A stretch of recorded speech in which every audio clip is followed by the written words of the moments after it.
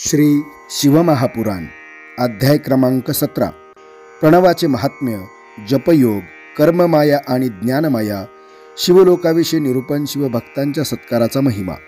श्री गणेशाय नमः. ऋषीजन सुतांना म्हणाले, हे महामुने, तुम्ही आम्हाला षडलिंग स्वरूप प्रणवाचे काय महात्म्य आहे ते सांगा. तसेच शिवभक्तांचा सत्कार केल्याने काय लाभ होतो याविषयी निरूपण करा. सूत म्हणाले, महर्षींनो, तुम्ही लोककल्याणार्थ फार चांगला प्रश्न विचारला आहे. स्वतः महादेवच याविषयी अधिकाराने सविस्तर बोलू शकतात. तथापि त्यांच्याच कृपाशीर्वादाने मी याविषयी जे काही सांगणार आहे ते तुम्ही लक्षपूर्वक ऐका. ओमकारालाच प्रणव अशी संज्ञा आहे. विद्वज्जनांनी प्रणवाविषयी वेगवेगळे विचार प्रकट केले आहे. ते असे: प्रकृतीतून उत्पन्न झालेला संसाररूपी महासागर. नव म्हणजे नौका, अर्थात जीवाला भवसागरातून तारून नेणारी नौका म्हणजे प्रणव. तसेच म्हणजे प्रपंच, न म्हणजे नाही, व म्हणजे तुमच्यासाठी, अर्थात तुम्ही आत्मस्वरूप आहात, हाच प्रपंच, तुमच्यासाठी नाही, असे जो सांगतो तो प्रणव. प्रणवाचे दोन प्रकार आहेत, स्थूल आणि सूक्ष्म. एकाक्षर स्वरूप ओम हा सूक्ष्म प्रणव असून नमः शिवाय हा पंचाक्षरी मंत्राला स्थूल प्रणव असे म्हणतात. ओम हा अव्यक्त असल्याने सूक्ष्म, तर पंचाक्षरी मंत्र 5 अक्षरांनी प्रकट होत असल्याने स्थूल आहे. ओम हे सर्व साधनांचे सार आहे.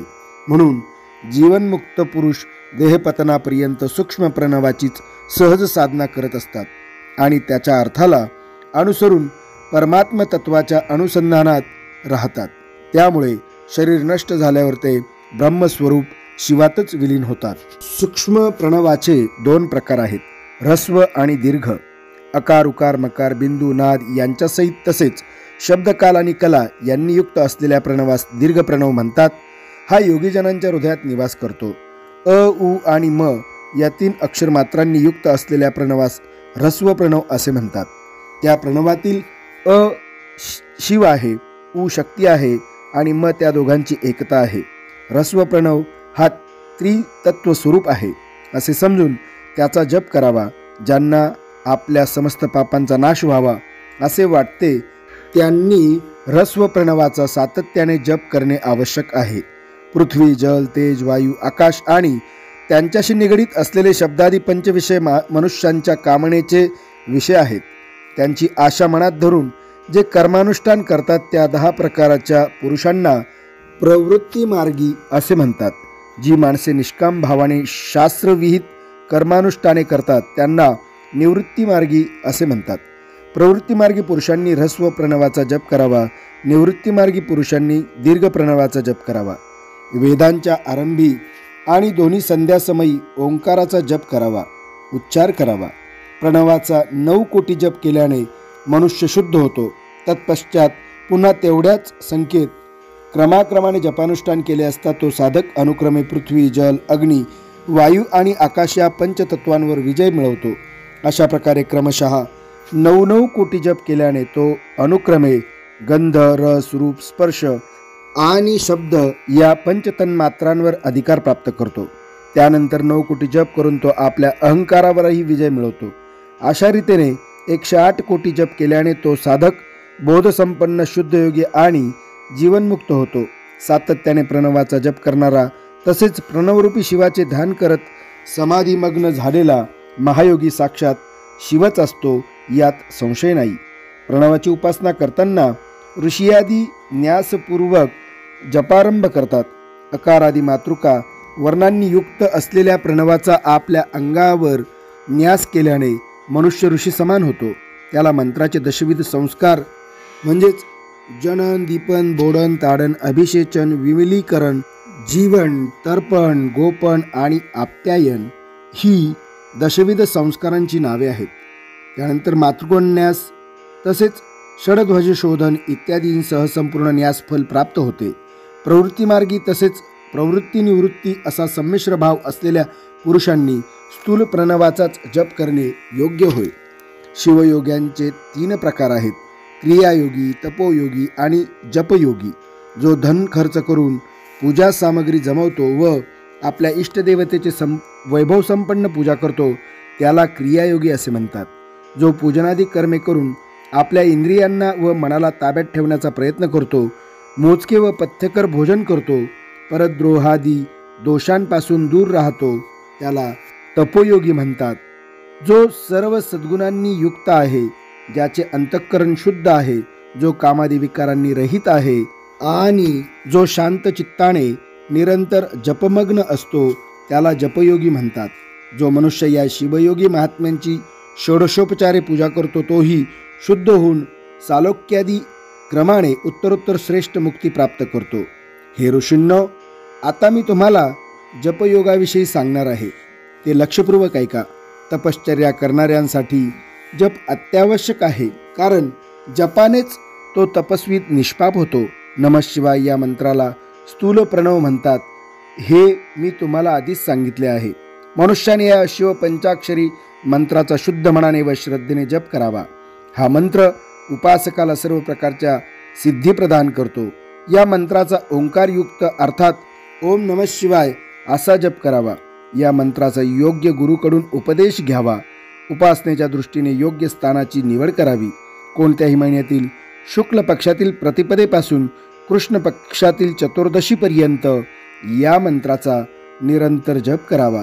शिवपंचाक्षरी मंत्राच्या अनुष्ठानासाठी माघ आणि भाद्रपद या 2 महिन्यांचे विशेष महत्त्व आहे. अनुष्ठान काळात साधकाने दिवसातून एकदा परिमित भोजन करावे, मौन पाळावे, इंद्रियांवर नियंत्रण ठेवावे, मात्या पित्याची सेवा करावी. अशा प्रकारे नियमांचे पालन करून शुद्ध भावाने नित्य 1 सहस्र जप जरी केला तरी तो साधक शुद्ध होतो. जपकाळात भगवान शंकरांच्या कल्याणमय स्वरूपाचे निरंतर चिंतन करत कमीत कमी 5 लाख जप करावा. भगवान शंकर कमळाच्या आसनावर बसलेले आहेत.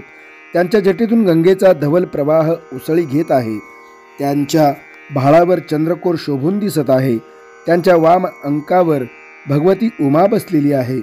श्रेष्ठ गण त्यांच्या सम्मुख विनयाने उभे आहेत. शिवप्रभूंनी आपल्या 4 हातात क्रमशः मृगमुद्रा, टंक, वरमुद्रा आणि अभयमुद्रा धारण केली आहे. अशा स्वरूपात भगवान शंकरांचे ध्यान करावे.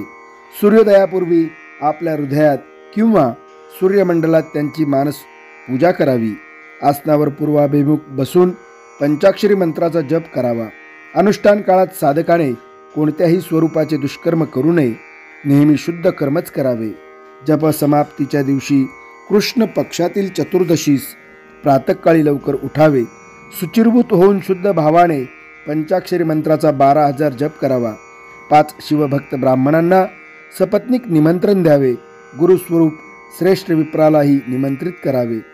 त्या विप्राला सदाशिव स्वरूप मानून त्याची पूजा करावी.